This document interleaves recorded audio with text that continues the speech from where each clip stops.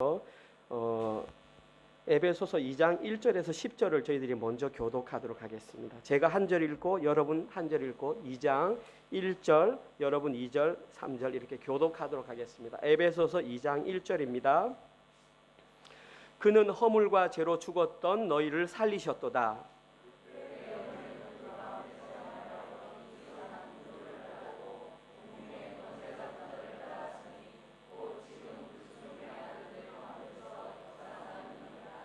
전에는 우리도 다 그 가운데서 우리 육체의 욕심을 따라 지내며 육체와 마음에 원하는 것을 하여 다른 이들과 같이 본질상 진노의 자녀이었더니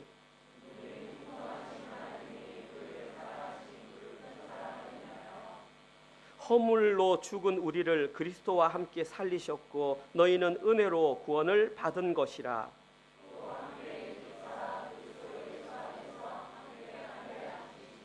이는 그리스도 예수 안에서 우리에게 자비하심으로써 그 은혜의 지극히 풍성함을 오는 여러 세대에 나타내려 하심이라.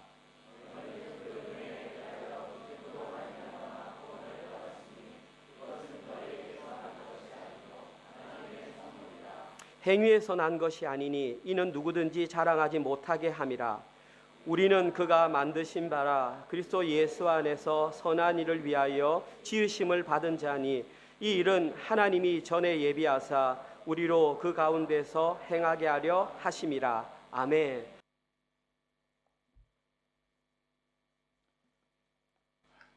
인사의 말씀을 먼저 드리고 싶습니다. 좋은 교회가 하나님 은혜로 세워져서 2주년 설립 예배를 드리는데 부족한 종이 함께 참여하게 되어서 참으로 기쁩니다. 우리 목사님이 참 교회 음악에 참 깊은 뜻을 가지고 계시고, 그래서 지금 설교 시간 이전까지 드려지는 예배 순서에도 저는 좀 보수적인 사람이라 찬송의 멜로디도 중요하지만 그 찬송을 통하여 우리가 하나님 앞에 어떤 내용을 고백하는가 하는 것을 중요하게 보는데, 참 멜로디와 가사가 모두 하나님 기쁘게 받으실 그런 찬송이라서 참으로 감사했습니다. 또 한 가지 참 감사했던 것은 예배 시간에 매주일 그러는지 월 첫 주만 그런지 모르겠지만 십계명을 낭송하는데요, 이것은 우리 장로교회가 정말로 소중하게 여겼으나 오늘날에는 거의 사라져버린 예배 순서입니다. 7년 동안 우리 고신교단과 자매 결혼을 맺은 네덜란드 개혁교회에서 예배를 드리면서 그때만 하더라도 오전 예배와 오후 예배 참석하는 성도들이 똑같았습니다. 그래서 오전 예배, 오후 예배를 합쳐서 예배 시간에 오전 예배의 첫 순서 중에 하나가 십계명을 낭송하는 겁니다. 왜 그렇게 했느냐? 엿새 동안 우리가 그리스도인으로 하나님 앞에 살지만, 그러나 이제 모여서 교회로 하나님 앞에 예배 드릴 때에 우리가 본래 어떤 사람인가를 십계명을 통하여 다시 돌아보는 것입니다. 나는 너를 애굽 땅 종되었던 집에서 인도하여 낸 너의 하나님 여호와로다. 이것은 은혜의 선포입니다. 이스라엘 백성은 아무 공로 없이 이집트에서 해방되었습니다. 그런 다음 하나님의 백성대로 하나님 거룩하심을 따라 살도록 십계명을 주셨습니다. 근데 우리가 우리의 삶을 통하여 너무나 잘 알듯이 우리 자신의 힘으로 십계명을 완벽하게 지키고 살 수 있는 사람은 아무도 없습니다. 하나님 앞에서 모였을 때에 우리가 그것을 다시 기억하는 겁니다. 하나님, 우리가 이렇게 교회에 나왔습니다. 다른 사람들처럼 주일날 놀러 가지 않고 나온 것만 해도 대견하지요? 라고 이야기하는 게 아니라 하나님이 독생자 예수 그리스도를 통하여 우리를 구원해 주셨기 때문에 이렇게 하나님을 예배하는 자리에, 찬양하는 자리에 나올 수 있게 되었습니다. 감사합니다. 지금부터 드리는 예배는 내가 잘나서가 아니라 십자가에서 나를 위하여 살찌고 피 흘리신 예수 그리스도의 공로로 예수님의 이름으로 드립니다. 우리 장로교회가 고백하는 개혁주의 신앙의 아주 핵심적인 것 중에 하나가 종교개혁자들이 한 입으로 이야기한 겁니다. 하나님은 우리가 예수님 밖에서 하나님을 만날 때 무서운 심판자이십니다. 거룩하신 분입니다. 죄의 삭은 사망이라고 가르치시는 분입니다. 그러나 우리가 예수 그리스도 안에서 하나님을 만날 때 하나님은 우리의 선하신 아버지입니다. 아빠, 아버지라고 부를 수 있는 분입니다. 예배 시간 처음에 십계명을 통하여 우리가 예수님 공로로 내가 하나님을 아빠, 아버지라고 부르는 이 자리에 이런 특권에 나왔습니다 라고 고백합니다. 오후 예배의 마지막 순서는 사도신경입니다. 사도신경은 우리가 하나님은 이런 분이다 라고 고백하는 것 같지만 그 내용을 보면 성부, 성자, 성령, 삼위 하나님이 우리를 위하여 어떤 놀라운 은혜를 주셨는가를 우리가 인정하는 겁니다. 성부 하나님은 온 세상을 지으시고 우리에게 주셨습니다. 성자 예수 그리스도는 자기의 생명을 바쳐서 우리를 죄와 사망과 사단의 노예에서 해방시켜 주셨습니다. 성령 하나님은 우리에게 오셔서 교회를 통하여 죄 사함을 통하여 성도가 서로 교제하는 걸 통하여 하나님을 닮는 거룩한 사람이 되게 하십니다. 그래서 오후 예배 마지막 순서에 보통 찬양으로 만들어진 사도신경을 함께 부르면서 이제 다시 흩어져서 우리의 삶으로 돌아가지만 우리를 사랑하신 거룩하신 성부, 성자, 성령 하나님이 우리와 늘 함께해 주시기를 간구하고 그 축복을 힘입어서 또 한 주간을 시작하는 것입니다. 그런 예배의 순서가 우리 은혜로 교회에서 제가 과문하지만 시드니에 와서 9년이 되는 동안에 많은 교회 가서 예배를 드렸는데 십계명을 낭송한 교회는 오늘이 처음이었습니다. 참 감사하고 참 뜻깊다고 생각을 합니다. 우리 잠깐 기도 드리겠습니다. 보혜사 성령 하나님, 그 옛날 주의 종 사도 바울을 통하여 에베소 교회에게 그리스도인이 되었다는 것이 무슨 뜻인지 우리를 그리스도인으로 하나님의 자녀로 삼아 주시기 위하여 하나님께서 얼마나 놀라운 긍휼과 사랑을 베풀어 주셨는지 가르쳐 주신 것을 오늘 본문을 통하여 저희들이 묵상하고자 합니다. 우리에게도 보혜사 성령님께서 찾아오셔서 하나님의 밝은 그 복음의 빛을 밝혀주셔서 내가 그리스도인이다 라고 하는 것이 무슨 의미인지 성령에 깨우쳐 주시는 그 은혜에 힘입어 바르게 알게 하시고 거기에 따라 바르게 살고자 하는 열망과 의지를 심어 주시옵소서. 예수 그리스도 이름으로 기도합니다. 아멘. 오늘 본문을 가지고 말씀을 전할 때에 특별히 은혜로 교회를 위하여 생각하면서 제목을 평상시와는 좀 다르게 나는 그리스도인인가? 라는 물음표로 만들어 보았습니다. 이 질문은 우리 모두에게 정말로 중요한 질문이고 인생에서 한 번이 아니라 여러 번 스스로도 물어보고 또 나중에 교회에서 우리 청년들이 세례를 받을 때나 중요한 의미가 있는 간증 때에 그득그득 질문할 내용입니다. 근데 이 질문에 대한 대답은 두 가지 방식이 있습니다. 하나는 자기의 체험에 근거하여 대답하는 겁니다. 다른 하나는 성경은 무엇이라고 말하는가? 하나님의 계시에 근거하여 대답하는 겁니다. 아마 가장 쉬운 첫 번째 방법은 사람들이 내가 이때까지 믿었던 기독교 신앙, 내가 이때까지 하였던 종교 생활을 가지고 대답하는 겁니다. 나는 그리스도인인가? 가장 쉬운 대답은 나는 주일마다 예배 드리고 교회에 속해 있으니 그리스도인이다 라는 것입니다. 그런데 그 경험으로 대답하는 것에 대하여 다른 대답을 하실 분들이 있을 겁니다. 우리가 잘 아는 시드니에 그렇게 많다고 하는 가나안 성도들입니다. 교회는 안 나가. 그러나 나는 그리스도인이야. 이건 시드니에만 있는 게 아닙니다. 지금부터 한 30년 전에 독일에서 인구 센서스를 할 때 기독교인이라고 통계를 잡히는 사람은 교회를 간다 안 간다가 아니라 자기가 국가에 내는 세금에 종교세도 내겠다. 나는 교회 가지 않고 나는 솔직히 나사렛 예수를 하나님의 아들이라고 믿지는 않지만 우리 독일이란 나라에 기독교라고 하는 것은 중요한 역할을 하기 때문에 기꺼이 내가 그 종교세를 내겠다라고 체크를 하면 통계에서 그 사람은 그리스도인으로 잡힙니다. 그렇죠? 코비드 사태 이래로 미국에서 유행하던 잘못된 예배 현실이 크게 퍼지고 있습니다. 텔레비전 선교를 예전에부터 미국이 많이 했죠. 이제 교회는 안 나가고 자기가 듣고 싶어하는 목사들의 설교를 쇼핑해서 들으면서 마음에 감동이 있으면 수표 보내주면 됩니다. 그런 분들도 역시 자기가 그리스도인이라고 생각을 하겠죠. 그래서 우리가 경험으로 대답하는 것은 익숙하고 쉽지만 그것이 정답은 아니다라는 것을 우리가 생각하게 됩니다. 반대로 오늘 본문에서 사도 바울은 성령 하나님의 감동하심으로 그리스도인이 누군가라는 것에 대하여 아주 중요한 하나님께서 주시는 답변을 제공하고 있습니다. 내 개인의 체험으로는 그것이 상대적이고 하나님도 인정하실까 이런 질문을 하게 되겠지만, 그러나 성령의 영감으로 쓰여진 하나님의 말씀에서 나는 그리스도인인가에 대한 대답을 찾으면 그것은 하나님이 인정하시는, 우리 신앙생활에서 정말 중요한 겁니다. 내 자신이 나를 보는 것, 다른 사람이 나를 보는 것이 아니라 하나님은 지금 나를 어떻게 보실까, 그것을 깨닫는 아주 중요한 그 체험을 사도 바울이 우리에게 제공하고 있습니다.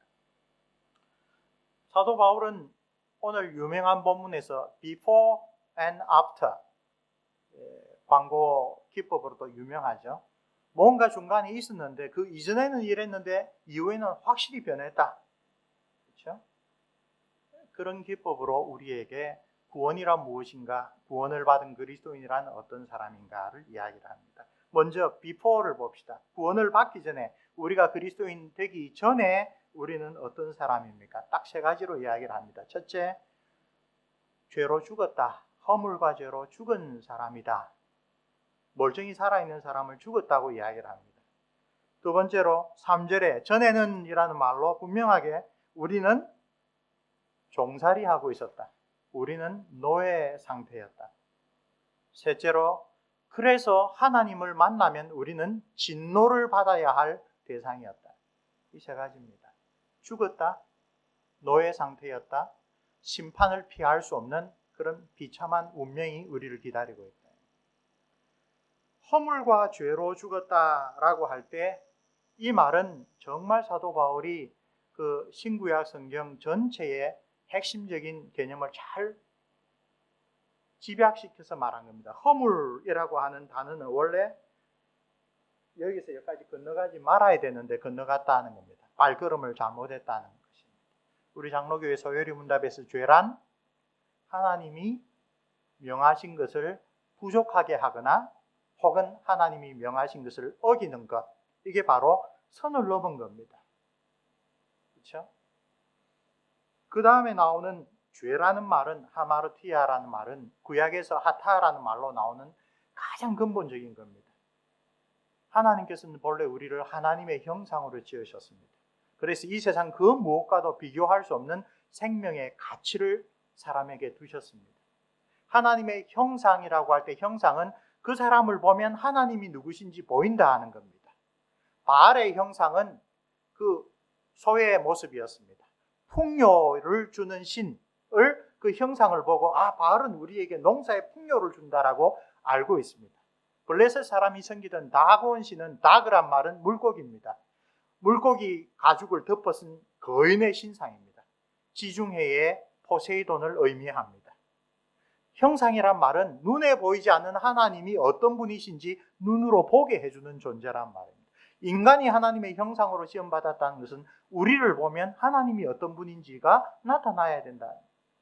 그런데 아담과 하와는 어떻게 했습니까? 하나님을 드러내기보다는 하나님이 너는 하나님의 말씀을 잘 지켜고 에덴 동산을 잘 가꾸어서 하나님이 주신 이 모든 만물이 얼마나 은혜롭고 풍요롭고 아름답고 선한 것인지를 보여줘라고 했는데, 그 하나님의 말씀 대신에 사단의 이야기가 자기에게 더 유리할 것 같으니까 넘지 말아야 될 선을 넘었습니다. 선악과를 따먹었습니다. 그게 아까 말한 허물입니다. 근데 그 허물 밑에 있는 죄는 뭡니까?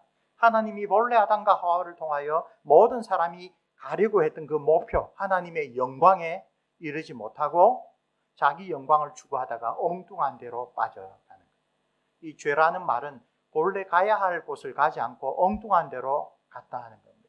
인생의 목적이 뭡니까? 하나님을 영화롭게 하고 영원토록 하나님을 즐기는 건데, 그 길이 아니라 내가 하나님처럼 되어야겠다. 내가 내 삶의 중요한 결정들은 내 판단에 따라 해야 되겠다. 그런 사람은 거룩하신 하나님과 함께 거할 수도 없고 하나님이 본래 계획하셨던 목적으로 갈 수도 없습니다. 그래서 에덴 동산에서 추방당한 것이죠. 바로 이 허물과 죄라고 하는 것이 아담 이래의 모든 사람들의 하나님 앞에서의 운명을 보여줍니다. 우리는 살아 있습니다. 그런데 우리보다도 더 잘 사는 사람들이 주일날 교회 오지도 않고 하나님을 믿지도 않은 사람들이 생생하게 살아 있습니다. 시편 73편의 기자는 하나님, 불의한 자들이 왜 우리보다 더 장수하고 죽을 때까지 병도 없고 떵떵거리고 살고 오히려 하나님을 믿는 우리를 조롱하며 저래 삽니까? 그게 현실인데 사도 바울은 왜 하나님을 믿지 않은 사람이 죄와 허물 가운데 죽었다고 합니까? 이것은 성경의 중요한 교훈을 잘 보여줍니다. 태풍이 불었습니다. 과실이 달려있는 무성한 나무가 뿌리채 뽑혔습니다. 그 나무가 너무 커서 뿌리채 뽑힌 자리에 간 사람은 이 나무는 죽었다고 이야기를 합니다. 왜? 이제 그 나무 안에 있는 영양분이 다 마르면 영양분을 계속 받을 수 있는 그 뿌리가 땅에서 뽑혔으므로 그 자신에게 가지고 있는 것을 다 쓰고 나면 결국은 죽게 됩니다. 그러나 그 뿌리 부분을 보지 못하고 저 뒤에 가지와 열매 있는 부분을 보면 이거 생생하게 살았네 라고 사람들이 판단할 수도 있습니다. 사도 바울이 허물과 죄로 죽었다라고 할 때는 하나님의 관점에서 영원한 생명의 근원이신 하나님과의 사귐이 끊쳐버린 사람은 살았으나 죽었다라고 합니다. 교회 안에서 일락을 즐기는 사람들에게 사도 바울이 뭐라고 합니까? 그리스도를 믿는다고 하면서 세상락에 빠져 사는 사람은 살았으나 죽었느니라. 그래서 성경에서 죽음은 분리라는 개념입니다. 몸과 영혼이 분리되면 육체적인 죽음입니다.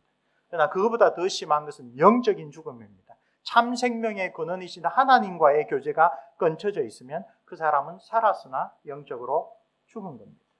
그 사람이 돌아올 수 있는 기회는 이 세상밖에 없습니다. 그래서 한 번 죽는 것은 사람에게 정하신 바이고 그 다음엔 심판이 있으리라.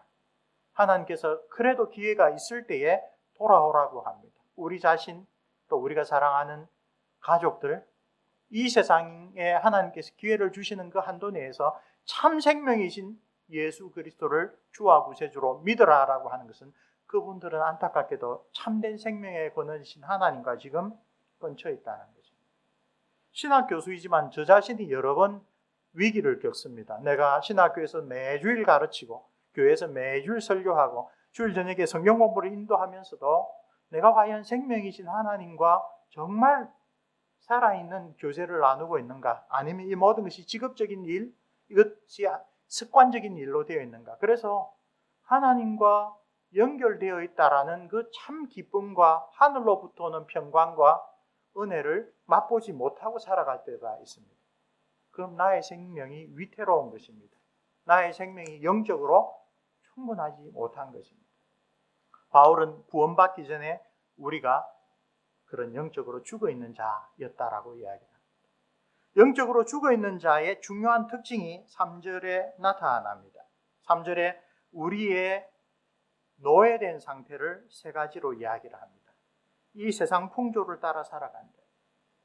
그 다음에 공중 권세 잡은 자를 따라 살아간다. 그 결과 우리는 우리가 하고 싶은 대로 우리 육신의 욕심을 따라 살아간다. 이 세 가지를 우리 장로교회 웨스트민스터 신앙고백서 1장 성경에 관하여 이야기를 할 때 그리스도인의 불구대천의 원수로 이야기를 합니다. 하나님이 많은 방식으로 여러 번에 걸쳐서 자기 백성에게 교훈을 주셨는데 오늘 우리에게처럼 이렇게 그 말씀을 성경으로 기록하게 한 목적이 뭔가? 하나님의 말씀이 성경으로 기록된 까닭은 우리에게 이 세 가지가 세상의 유혹과 우리 옛사람의 본성과 그 배후에서 우리를 계속 하나님께로부터 멀어지게 하는 사단의 책동으로 하나님의 말씀을 들어도 배워도 은혜 받았다고 심지어 내가 몹쓸병에서 신유의 은사를 받았다는 그 체험을 하고서도 계속 하나님의 말씀에서 어지럽혀집니다. 그런 우리 장로교회 신앙고백의 근거 중에 중요한 성경적 근거가 여기 나와 있습니다. 구원받기 전에 우리는 인정하기 싫고 우리는 이해하지도 못하지만 노예 상태에 있었다. 세상 풍조를 따라 이 세상은, 여기서 말하는 세상은 우리 서방교회, 우리 한국의 천주교든 장로교회든 서방교회의 전통을 따르는데 그 가장 위대한 스승이 히포의 주교 아우구스티누스입니다. 하나님의 도성이라는 기독교 역사관을 펴냈는데 세상 나라를 딱 이렇게 정의했습니다. 하나님 사랑보다도 자기 사랑이 우선인 것. 세상은 그냥 우리가 살아가는 이 세상을 그대로 이야기하지 않아. 이 세상에나 타락에도 불구하고 하나님이 보기에 심히 좋았다라고 하는 선한 창조가 여전히 남아 있습니다. 우리가 이 세상에 필요한 것을 열심히 구하고 누리는 것 하나님의 축복입니다. 그러나 사도 바울이 구원받기 전에 이 세상 풍조를 따랐다라고 할 때는 그 세상 속에 숨어 있는 우리의 타락한 심령을 움직이는 것들, 그죠? 그 대표적인 게 하나님 사랑이 핵심이 아니라 자기 사랑, 이슈리베, 자기 사랑이 핵심이 됩니다. 그러므로 이것은 세상에서 이런 관점으로 보면 우리가 흔히 평범하게 지나가는 것 가운데도 아하, 하나님 사랑과 대적하는 것들이 많이 있구나. 심지어 교회 안에서도, 신학교 안에서도 경건하다고 하는 사람들 속에서도 하나님 사랑보다 자기 사랑이 앞설 때 그것은 세상 풍조를 따르는 것입니다. 그리고 우리의 욕심을 따라, 육체의 욕심을 따라, 이때 육체의 욕심도 똑같은, 세상이란 말과 똑같습니다. 하나님이 우리의 몸을 지으셨기 때문에 몸 자체를, 육신으로 하는 것 자체를 죄악시하는 그런 사고방식, 그런 종교들은 성경적으로 옳지 않습니다. 결혼도 하지 말고, 좋은 거 먹지 말고, 좋은 옷도 입지 말고, 최대한 고행하는 것, 그것은 하나님께서 그렇게 성경에서 기뻐하시지 않았었습니다. 주님께서는 하늘로부터 고자가 된 자가 있다. 독신의 은사를 받은 사람이 있다. 그런 사람은 독신으로 사는 것도 좋다. 그러나 창세기 처음부터 하나님은 남자와 여자가 서로 결혼하여 한 몸이 되는 것을 하나님의 형상을 온전히 드러내는 것이라고 했습니다. 하나님이 지으신 모든 것 가운데 하나 부족한 게 뭐였습니까? 아담이 홀로 있는 것이 좋지 못했다. 그러니까 세상 사람들 혹은 불교든 힌두교든 심지어 기독교 안에 들어왔던 그 금욕주의가 여기서 말하는 이 세상의 욕심, 육신의 소욕 이런 것이 아닙니다. 여기서 말하는 육체의 소욕 역시 하나님이 우리에게 준 것을 하나님 뜻대로가 아니라 자기 마음대로 잘못 쓰는 것. 사람에게 수면은 꼭 필요합니다. 그러나 하루에 10몇 시간씩 나는 자야 직성이 풀리겠다라고까지 가면 하나님이 주신 선한 것을 악용하는 것입니다. 죄송합니다. 요즘에 먹방이 그렇게 유행하는데 5사람, 10사람이 먹어도 될 것을 한 사람이 먹는 것을 보고 막 세계적으로 유명해지는 것, 그게 하나님이 주신 자원을 잘 쓰는 것입니까? 저희 형님께서 미국에서 오랫동안 목회를 하시다가 지금 귀국하셨는데 미국의 청소년부를 교회에서 지도하면 종종 안타까운 모습을 본다고 그때 이야기를 해주셨어요. 맥도날드에 가서 햄버거를 사 먹는데 빅맥, 여기나 한국의 사이즈하고 다릅니다. 처음에 미국 간 분들이 과장 섞어서 LA 가니까 짜장고 빼기를 시키니까 세수대야에 나오더라. 뭐 그런 이야기를 하시죠. 엄청 큰 사이즈인데 애들이 한 입 빼먹고 어디 가자 하면 버립니다. 공식적인 통계로 미국에서 그렇게 버려지는 음식 쓰레기만 다 모아도 아프리카의 모든 가난한 자들을 다 구원할 수 있다. 이것은 하나님이 우리에게 주신 식욕이라고 하는 좋은 욕구가 악하게, 가장 중요한 것은 돈이겠죠. 하나님은 우리를 청지기로 삼으셨습니다. 시간의 청지기, 재물의 청지기, 나의 재능의 청지기. 근데 청지기가 악하고 게으른 청지기가 되려면 어떻게 하면 됩니까? 주인이 나한테 이걸 맡겨서 뭘 어떻게 하라는 것일까를 생각하지 않고 주인 올 때까지 자기 마음대로 시간과 돈과 자기의 재능을 낭비하는 것입니다. 이것이 바로 우리의 육체의 욕심을 따라 살아간다라는 이야기입니다. 그 배후에 있는 것이 공중권세 잡은 자입니다. 구약에서는 사탄 혹은 마귀라고 하는데 그 명칭의 핵심 뜻이 속이는 자, 그 다음에 대적하는 자, 하나님을 대적합니다. 그리고 사람들을 속입니다. 그래서 마귀가 하는 일의 본질은 사람들을 속여서 무엇으로? 이 세상 욕심으로, 우리 옛사람의 욕심으로 우리를 속여서 하나님을 대적하게 하는 일을 합니다. 구원받기 전에 우리는 이 세 가지 불구대천의 원수들의 노예 상태로 있습니다. 그러나 구원받은 다음에야 우리가 이런 노예 상태로 살았구나를 깨닫기 시작합니다. 구원받지 못한 사람은 이게 뭐 노예 상태야? 이것이야말로 내가 자유로운 상태야. 하나님을 믿지 말고 내 주먹을 믿으라. 내가 열심히 해서 이룬 것으로 이 세상에서 한 번뿐인 이 세상에서 어떻게든 행복하게 내 마음대로 살아가는 것, 그게 자유이지. 이렇게 생각합니다. 구원받은 사람에게는 하나님의 눈으로 내 삶을, 하나님의 눈으로 이 세상을 볼 수 있는 그런 은혜가 주어지기 때문에 본래 하나님의 형상으로 존귀하게 지음받았는데 내가 내 옛사람의 욕심과 세상의 유혹과 그 배후에는 사단의 책략에 따라 사실상 노예 상태로 살았구나. 그것을 뚜렷하게 보여주는 게 뭡니까? 노예 상태로는 하나님이 기뻐하시는 선한 열매를 할 수가 없습니다. 안 믿는 사람이 혹은 불교신자가 우리보다 훨씬 더 불우이웃 성금을 많이 낼 수 있습니다. 우리를 부끄럽게 할 수 있습니다. 그러나 하나님이 기뻐하시는 참된 선행, 하나님을 위하여 하나님이 정해주신 올바른 법도에 따라, 그렇죠? 우리의 믿음을 통하여 드리는 정말 하나님이 기뻐하시는 그 선행의 열매는 거듭나지 아니한 사람들, 결코 하나님 앞에 그런 선행을 드릴 수가 없습니다. 영적으로 우리는 죽었습니다. 영적으로 노예 생활을 합니다. 그런 사람은 거룩하신 하나님 앞에 갈 수가 없습니다. 하나님의 생명을 누릴 수가 없습니다. 현대에 들어와서 계속하여 거짓된 성경에 근거가 없는 복음들이 많이 전해집니다. 특별히 미국의 대형 교회로부터 그게 들어옵니다. 예수를 믿기만 하면 죽어서 천국 간다. 이걸 빌리비즘이라고 합니다.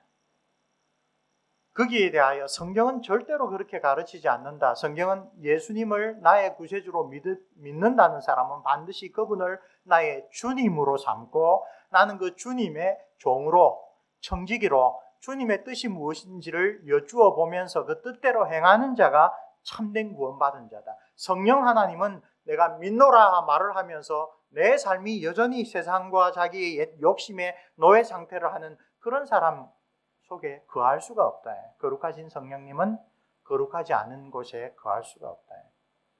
그래서 한때 존 메가드 목사님을 비롯한 많은 신실한 말씀의 종들이 Lordship Salvation, 성경은 우리가 참 구원을 받고 하나님의 영생에 들어가려면 주와 구세주로 예수님을 믿고 우리의 주일 생활, 교회 생활, 예배 생활뿐 아니라 일상생활에서도 나의 주님은 예수 그리스도입니다. 나는 예수 그리스도의 가르침을 따라 성령님의 역사하심을 따라 성삼위 하나님을 영화롭게 하는 그런 삶을 살아가야 합니다. 나는 이 세상에서는 비록 부족하더라도 성령님의 은혜를 의지할 때 그런 변화된 삶을 살 수 있습니다. 라고 고백하는 사람. 그러므로 영적으로 죽어있고 노예 상태에서 벗어나지 못한 사람은 하나님의 구원이 아니라 하나님의 심판을 피할 수가 없습니다. 그래서 사도 바울은 이 세 번째 본질상 진노의 자녀였다라고 이야기를 하고 있습니다. 본질상이란 말은 무엇입니까? 로마서에서 이야기하듯이 모든 사람이 죄를 범하였음에 하나님의 영광에 이르지 못하더니, 이 구절도 주목할 만합니다. 예수 믿고 지옥 가지 않고 천당 간다. 성경은 그걸 강조하지 않습니다. 하나님의 형상으로 지음받은 자가 하나님의 영광에 이르러야 합니다. 네? 하나님의 영광에 결코 이르지 못하는 하나님의 진노의 대상이 되는 사람입니다. 자, 사도 바울이라는 영적으로 명의사가 구원받기 전에 우리는 이런 모습이다라고 우리가 병든 상태를 진단해 줍니다. 하나님의 계시를 통한 진리를 우리에게 딱 적용하자 그리스도 밖에 있을 때, 구원 밖에 있을 때 우리의 현실이 무엇인가를 알게 되었습니다. 그래서 우리는 오늘 이 자리에 하나님 앞에 예배하는 자리에 있는 것입니다. 그런 영적인 진단을 받아들이지 못한 사람들, 그거 아니야. 그건 바울이라는 사람의 개인적인 의견이야. 그건 기독교가 말하는 의견이야. 사람을 너무 부정적으로 보는 잘못된 시각이야. 21세기에서는 그런 거는 좀 오래된, 이제는 벗어버려야 될 그런 생각이야. 그렇게 생각한 사람들은 성령으로 말미암아 거듭나지 못한 옛사람의 모습을 잘 보여주는 것입니다. 그러면 예전에 이랬는데 에베소 교회 성도들처럼 우리는 오늘날 구원 이후에는 어떤 사람이 되었습니까? 이 세 가지로 완전히 역전한 겁니다. 허물과 죄로 죽었던 너희를 다시 살리셨다. 그리고 여러분 5절과 6절을 한번 잘 보십시오. 5절과 6절에 세 번이나 언급되는 전치사가 있습니다. 무엇입니까? 함께라는 말입니다. 허물로 죽은 우리를 그리스도와 함께 살리셨고 너희는 은혜로 구원을 받은 것이라, 이 보충 설명이 있고요. 6절 또 함께 일으키사 그리스도 예수 안에서 함께 하늘에 앉히셨다. 이거 우리 체험으로는 이해할 수 없는 이야기를 사도 바울이 이야기를 합니다. 이건 역시 신령한 지혜를 통하여 그리스도인들에게 적용하는 말씀입니다. 여러분, 이 세 구절이 우리 늘 고백하는 사도신경에 나와 있는 것 아시죠? 예수 그리스도의 구속의 사역을 고백하면서 12조항 가운데 6조항이 예수님에 관한 건데, 그 십자가에 죽으신 다음에 어떻게? 십자가에서 다시 사흘 만에 부활하시고, 그죠? 하늘에 오르시고 하나님 우편에 앉으셨다라고 하는 그 고백을 사도 바울은 여기서 예수님이 하신 것이 사실 우리가 함께 한 일이다라고 이야기합니다. 이건 사도 바울의 서신서들을 깊이 묵상할 때마다 우리가 깨닫는 것, 우리가 눈으로 보고 이 세상에서 체험하는 것과는 전혀 다른 차원에서 그리스도가 교회의 머리이시고 우리는 그분의 지체로서 그 그리스도와의 연합은 결코 끊을 수가 없다. 사도 바울이 로마서 8장 끝에 뭐라고 합니까? 사망이나 생명이나 천사들이나 이 세상의 그 어떤 피조물도 그리스도 예수 안에 있는 하나님의 사랑에서 우리를 끊을 수가 없다라는 그 고백을 에베소 성도들에게는 어떻게 표현하냐? 예수님이 부활하셨듯이 우리도 예수님과 함께 부활하였다. 예수님이 하늘에 오르신 것처럼 우리도 예수님과 함께 하늘에 오른 자다. 예수님께서 하나님 우편에 영광과 존귀와 능력의 자리에 앉으신 것처럼 우리도 그 안에 있는 자다.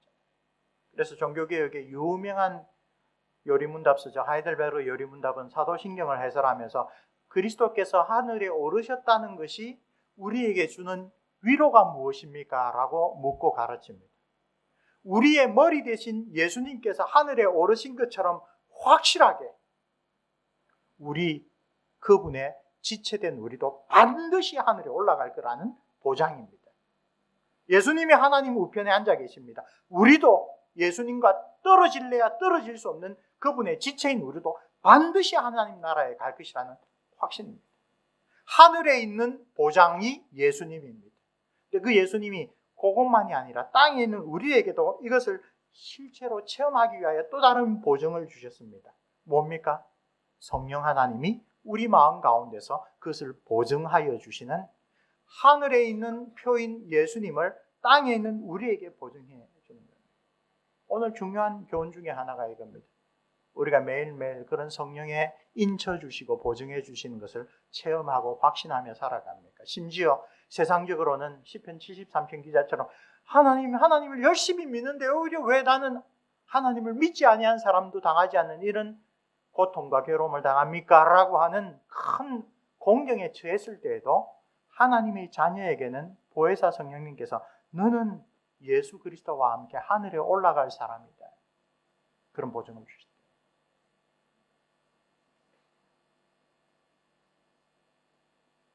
우리가 이런 체험을 하지 못하고 살아가면 알게 모르게 교회 생활이란 우리의 삶 가운데 7분의 1도 안 되는 것으로 줄어듭니다. 우리의 예배와 묵상이 우리의 나머지 일주일 삶을 변화시키는 게 아니라 그 세상에서 살아가는 우리의 직업적인 일, 사회적인 일이 우리의 신앙을 계속 쪼그라뜨리게 됩니다. 그러나 너희가 은혜로 구원을 받은 것이라 라고 선포하는 것은 우리는 그런 사람들이 아니다. 단지 우리가 잘못하는 것은 그리스도인이 되고 난 다음에도 불구대천의 새 원수들에게 계속 굴복하기 때문에 성령으로 예수 그리스도를 의지하는 삶을 영적인 전투를 하지 않기 때문입니다. 종교개혁자 마틴 루터 선생이 작곡 작사한 유명한 찬송이 있죠. 내주는 강한 성이요. 거기에 이런 가사가 나옵니다. 내 힘만 의지할 때는 패할 수밖에 없다. 종교개혁 당대에는 그 천지창조가 기원전 4000년이라고 생각한 게 일반적이었습니다. 그래서 마틴 루터 선생이 유명한 말을 합니다. 우리의 불구대천의 원수 가운데 가장 위협적인, 사실은 그 배후에 활동하는 사단은 4500년 동안이나 그리스도인들을 유혹하고 넘어지게 하는 일에 종사했기 때문에 전문가 중에 전문가다. 내 스스로 어떻게 그 마귀를 이겨보려고 하면 항상 패할 수밖에 없다. 종교계의 핵심이 뭡니까? 힘 있는 장수 예수 그리스도를 의지할 때 그분이 나 대신하여 싸우는데 그분은 마귀를 철저하게 물리치신 승리하신 주님이십니다. 구체적인 방법도 이야기를 합니다. 뭔가 벗어버리기 힘든 죄악들, 또 교회 안에 저 사람, 또 가족 중에 저 사람 내가 참지 못하고 그래서 하나님 이게 사랑하는 태도가 아닌데 참을 수 없습니다. 뭐 그런 일이 일어날 때 루터 선생은 그냥 성경을 들고 소리내어서 읽으라고. 그런 나쁜 생각이 사라질 때까지. 하나님의 말씀으로 마귀를 대하고 하나님의 말씀으로 나의 오래된 잘못된 습관을 대합니다. 그렇게 사도 바울이 에베소 성도들에게 이야기를 한 것을 우리가 받아들인다면 하나님께 영광 돌리는 삶이란 게 무엇인지 곧 알게 됩니다. 불치의 병에 걸렸는데 웬만한 병원에 가면 고치지 못하는데 어떤 병원에 가니까 놀랍게도 고쳐내었습니다. 제가 인터넷에서 공교롭게도 엊그저께 캐나다의 어떤 분이 말기암에 걸려서 캐나다의 의사들이 다 이제 몇 개월 안에 가실 거니까 준비하시라. 그 아내 되시는 한국 분이 어차피 죽을 거 여행하는 겸해서 한국 가서 암 치료는 한국이 최고니까 가자. 왜 이제 오셨습니다. 4기가 넘었습니다. 그러나 가능합니다. 하고 깨끗하게 치료를 해버려요. 그래서 그분이 이제 간증을 한 것이 인터넷에 올라왔어요. 마찬가지로. 정말 불치의 병에서 회복되면 그 환자는 의사가 얼마나 훌륭한 분인지를 살아서 증언합니다. 우리가 죄로 죽었고 노예 상태에 있었고 하나님의 진노를 피할 수 없는 사람이었다가 예수 그리스도의 은혜로 이제 하나님을 믿는 사람이 되었습니다. 죄로부터 사단으로부터 하나님의 정죄로부터 풀려나서 우리가 존재하는 그 자체가 하나님이 우리 주 예수 그리스도가 얼마나 놀라운 분인지를 우리가 증거하는 사람이 되었습니다. 어떻게? 여기서 두 가지를 특별히 이야기합니다. 너희들이 자랑할 것이 아니라 감사해야 된다. 왜? 우리가 뭐 잘나서 그런 구원을 받은 것이 아니기 때문에. 8절과 9절은 그래서 이 단락에서 아주 유명한 구절입니다. 너희는 그 은혜에 의하여 믿음으로 말미암아 구원을 받았으니 이것은 너희에게서 난 것이 아니니라. 하나님의 선물이니라. 자랑치 말라. 9절. 행위에서 난 것이 아니니 이는 누구든지 자랑하지 못하게 합니다. 심지어 우리가 믿는 것조차도 자랑할 것이 못 됩니다. 이 믿음을 나에게 심어주신 것이 하나님의 은혜가 나한테서 시작되는 것이기 때문에. 그래서 안 믿는 사람 멸시하고 안 믿는 사람이 내가 뭔가 잘났다가 하는 게 아니라 저런 상태에 나도 있었는데 저것보다 더 심한 불신에 있었는데 하나님이 나에게는 생명에 이르는 믿음을 주셨구나. 구원 얻는 회개를 주셨구나. 그래서 지금 내가 하나님의 자녀로 아빠, 아버지라고 그렇게 고백할 수 있구나. 그리고 나에게 은혜로 주신 보혜사 성령님으로 말미암아 10절 말씀. 우리는 그가 만드신 바라 그리스도 예수 안에서 선한 일을 위하여 지으심을 받은 자니 이 일은 하나님이 전에 예비하사 우리로 그 가운데서 행하게 하십니다. 이제 본래의 길로 들어왔습니다. 전에 우리를 하나님의 형상으로 지으셨을 때에 하나님이 원하신 게 하나님이 기뻐하시는 선한 일로 하나님께 영광 돌리도록 한 것입니다. 그냥 전도하는 일뿐만 아니라 자원을 낭비하지 않는 일,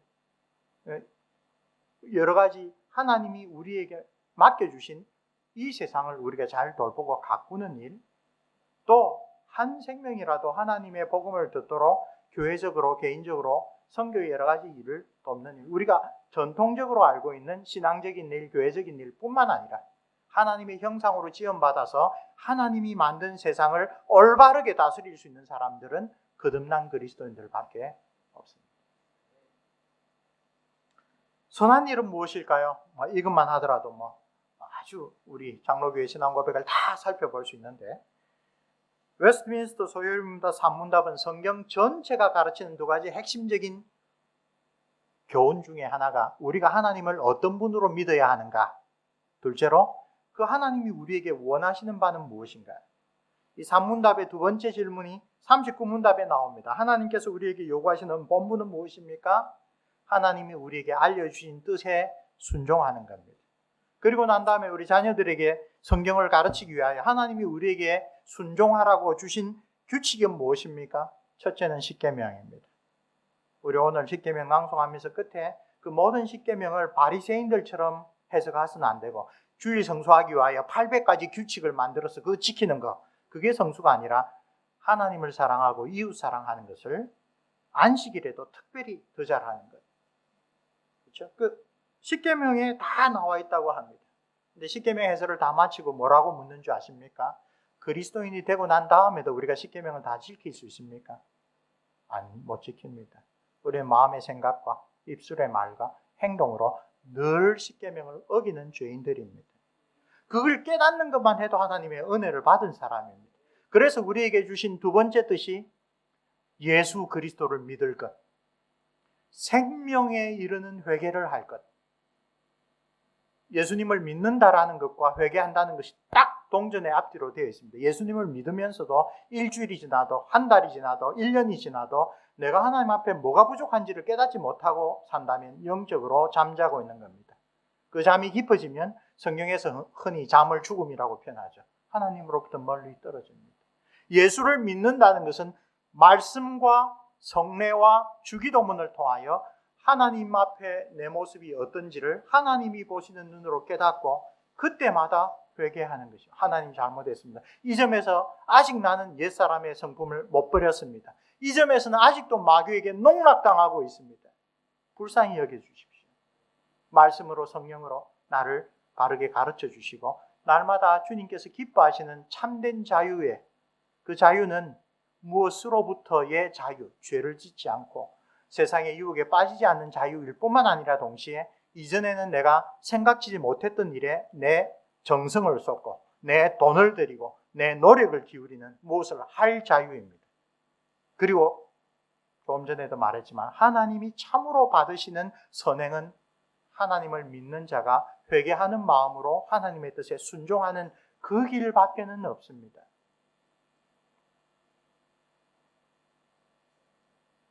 사랑하는 성도 여러분, 오늘 주신 말씀을 이제 우리들에게 한번 적용해 봅시다. 나는 그리스도인입니까? 첫째로, 나는 과연 성경이 말하는 온전한 믿음을 가지고 있습니까? 내가 경험으로 알고 있고 경험적으로 지금 실천하는 교회 생활, 신앙 생활, 그리스도인에 대한 지금 나의 이해, 그것과 비교할 수 없는 풍성한 생명을 주시려고 주님께서 이 땅에 오셨습니다. 내가 온 것은 양으로 생명을 얻게 하고 더 풍성히 얻게 하려 하십니다. 요한복음에서 예수님께서는 초막절에 예루살렘 성전에 여인들이 또 온 것을 제사장이 받아 흘리는 그 물을 보고 내가 온 것은 나를 믿는 자의 배에서 생수의 강이 흘러넘치도록 온 것입니다. 우리가 그런 믿음을 체험하고 있습니까? 신앙생활, 교회 생활에서 이제껏 살아계신 성부, 성자, 성령, 우리 찬양을 받으실 삼위 하나님과의 교제를 내가 얼마나 깊이 누리고 있습니까? 사실 2장 전에 1장에서 사도 바울이 교회를 위한 기도를 하는데요. 그 기도 가운데 첫째가 하나님을 아는 지식을 우리 성도들에게 더해 주시길, 하나님이 어떤 분이신지를 아는 신령한 그 눈을 열어주시기를 그렇게 기도하고 있습니다. 우리는 공예배를 드리고 기도회도 또 구역 모임도 가정예배도 개인적인 큐티를 통하여 신앙적인 실천을 열심히 해야 됩니다. 그러나 실천은 수단입니다. 그 모든 수단으로 도달해야 될 목적은 무엇입니까? 그 본질은 무엇입니까? 살아계신 하나님과 생명의 사귐을 내가 누리고 있다. 그것이 열매입니다. 그리고 그 생명의 사귐은 반드시 우리를 변화시킵니다. 내가 변화된 모습이 그 증거입니다. 두 번째로, 그러기 위해서는 영적인 투쟁이라고 하는 것을 피할 수가 없습니다. 전에는 우리를 노예 상태로 있던 그것을 구원받고 난 다음에는 싹 사라졌다라고 가르치는 교회가 있지만, 사도 바울은 로마서 7장에서 오호라 나는 공고한 사람이다. 사도 바울 정도 되는 사람도 그리스도인의 불구대천의 원수, 우리 젊은 사람들은 한자어 불구대천 압니까? 영어로 sworn enemy입니다. 이 원수와는 타협도 불가능하고 휴전도 불가능한, 네가 죽든지 내가 죽든지 그런 관계밖에 없는 것이 불구대천, 같은 하늘을 이고 살 수 없는 그런 원수랍니다. 그 원수가 바로 나의 옛사람의 본성, 이 세상의 유혹, 그 배후에서 어떻게든 우리를 넘어지게 만드는 사단. 저는 예상합니다. 오늘 열심히 설교하고 집에 가서 또 유혹받을 겁니다. 정신 안 차리면 또 넘어집니다. 아내와 싸우든지 아이들과 다투든지, 혹은 너무 좋은 영화에 꽂혀가지고 기도하는 시간이 줄어들든지. 마귀는 결코 우리에게 휴전을 허락하지 않습니다. 우리가 평안하다고 할 때는 그것은 거짓 휴전이고 상대방에게 넘어간 것입니다. 그리스도 안에서 경건히 살고자 하는 자는 핍박을 피할 수가 없습니다. 그리스도 안에서 경건히 살고자 하는 것은 내 삶은 내 마음대로가 아니라 주님이 기뻐하시는 삶으로, 그래서 그 사람에게는 아무리 종교 생활을 오래 해도 체험할 수 없는 하늘의 기쁨과 평강, 하늘의 만족, 내가 정말 사도 바울이 수사법적으로 과장법으로 한 게 아니라 정말 그리스도와 함께 하늘에 앉아 있구나, 그리스도와 함께 내가 부활했구나라고 하는 것은 참된 신앙적인 체험을 얻게 됩니다. 그러지 않으면 이 세상에서 그럭저럭 살다가 많은 교회에서 성경 말씀과는 달리 교회는 다녔으니 천국을 갈 거예요. 종교개혁에서 분명하게 이야기한 거짓말이, 로마 가톨릭의 거짓말이 그것이죠. 우리로 치면 권사에 해당하는 신실한 로마 가톨릭 성도가 종부성사, 신부님이 마지막에 와서 눈과 코와 귀와 옆구리 같은데 기름을 발라주면서 익스트림 엉션이라고 합니다. 당신이 남아있는 죄를 다 씻었으니 최소한 지옥은 안 가고, 예수를 믿었으니 최소한 연옥을 가는데, 그러나 이때까지 당신이 평생 해왔던 그 착한 일과 다른 사람을 돕는 선행을 보면 지옥 가리라고, 천국 가리라고 생각합니다 라고 신부님이 위로를 하자, 평생 로마 가톨릭 안에 있었지만 그 신앙이 성경적이었던 그 할머니가 이렇게 고백합니다. 신부님, 만일 내가 천국 갈 수 있다면 그것은 내가 평생 해왔던 그런 착한 일이 아니라 나의 주 예수 그리스도께서 나를 불쌍히 여기사 하나님의 크신 긍휼로 구원해 주셨기 때문입니다. 그 마지막 종부성사에서 그분은 복음주의적인 신앙을 고백을 했습니다. 2차 대전 후에 서유럽에서 가장 유명한 개신교 신학자가 칼 바르트라고 하는 분입니다. 여러 가지 논란이 있지만 그분의 그 학식과 경건에 대해서는 참 신교와 구교를 막론하고 존경받았는데, 그 당시 로마 가톨릭에서 제일 유명한 신학자 한 분이 한스 퀸이라고 하는 독일의 신학자가 와서 서로 이야기를 합니다. 서로 존경하고 존중하는 가운데 이야기를 했는데, 교황의 권위나 여러 가지에 대하여 결국 완전히 일치를 얻었습니다. 그래도 한스 퀸은 당신의 그 놀라운 학식과 신학계와 교회에 기여한 바를 보면 당신은 영원히 구원받으실 거라고 생각합니다. 덕담을 나누었습니다. 그러자 칼 바르트가 정색하고 똑같은 고백을 합니다. 내가 쓴 교회 교육학, 엄청난 신학 작품입니다. 교회 교육학을 듣고 천국에 가면 하늘에 있는 모든 천사들이 나를 비웃을 겁니다. 아무런 가치 없는 것을 가지고 왔다. 내가 하늘에 갔을 때 주님께서 나를 받아주실 유일한 것은 예수 그리스도께서 나를 사랑하사 내가 그를 믿고 주와 구세주로 받아들였다는 그 사실밖에 없습니다. 이렇게 마지막 순간까지 하나님의 은혜의 복음을 우리가 붙들려면 어떻게 해야 합니까? 우리 장로교회는 생명에 이르는 회개와 구원 얻는 믿음을 위하여 주신 은혜의 수단, 하나님의 말씀, 특별히 올바르게 해설된 설교, 그 다음에 하나님의 말씀, 복음을 눈으로 볼 수 있게 해주는 세례와 성찬과 같은 성례, 그리고 주님의 뜻대로 드리는 기도, 주기도문. 소요리 문답에서 우리가 늘 예수 그리스도를 올바르게 믿고 생명에 이르는 회개로 하나님을 닮아가는, 예수님을 닮아가는 거룩한 사람으로 변모하기 위하여 그 은혜의 수단을 부지런히 사용해야 된다고 이야기를 합니다. 그렇죠? 그것이 수단입니다. 우리에게 주신 도움의 손길입니다.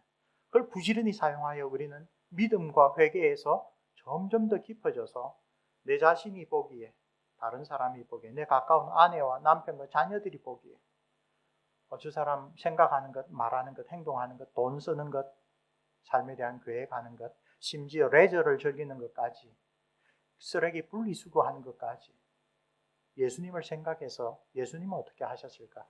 예수라면 어떻게 했을까? 그런 생각을 하고 있네. 그것이 나타나야 우리가 나는 그리스도인입니다 라고 고백할 수가 있습니다.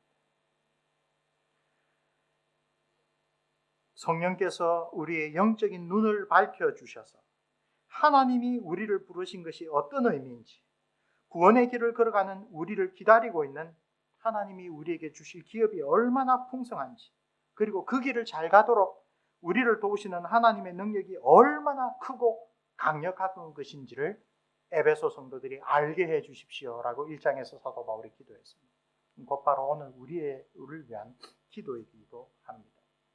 한 가지만 구체적으로 적용하고 기도하겠습니다. 은혜로 장로교회 성도 여러분, 2주년이 되었습니다.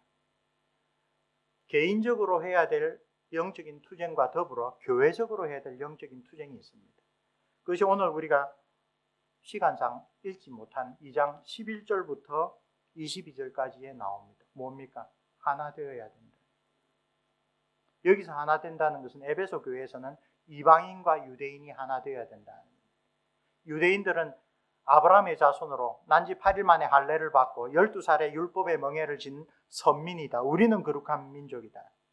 그런 하나님의 백성이 아닌 사람들은 개와 돼지와 같다. 유대인의 회장에서 이방인으로 태어나지 않은 것을 감사합니다. 아침마다 기도드립니다. 그런데 그들이 잊었던 건 뭡니까? 하나님이 그들을 그렇게 귀한 사람으로 삼으신 목적은 그들로 말미암아 하나님을 알지 못하는 세상 만민이 구원을 얻게 하기 위함입니다. 이제 에베소 교회는 이방인들과 유대인들이 한 교회로 모였습니다.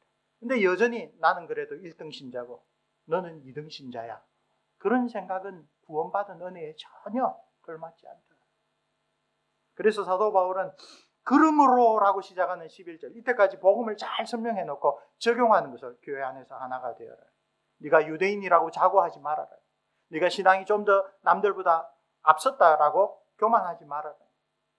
그리스도께서 우리를 섬겼듯이 우리가 모두 그리스도의 지체가 되어 뭐라고 이야기를 합니다. 교회 안에서 건물마다 서로 연결하여 주 안에서 성전이 되어가고, 우리 그리스도인 개개인이 성령이 거하시는 전이지만 특별히 교회 역시 그리스도께서 거하는 전입니다.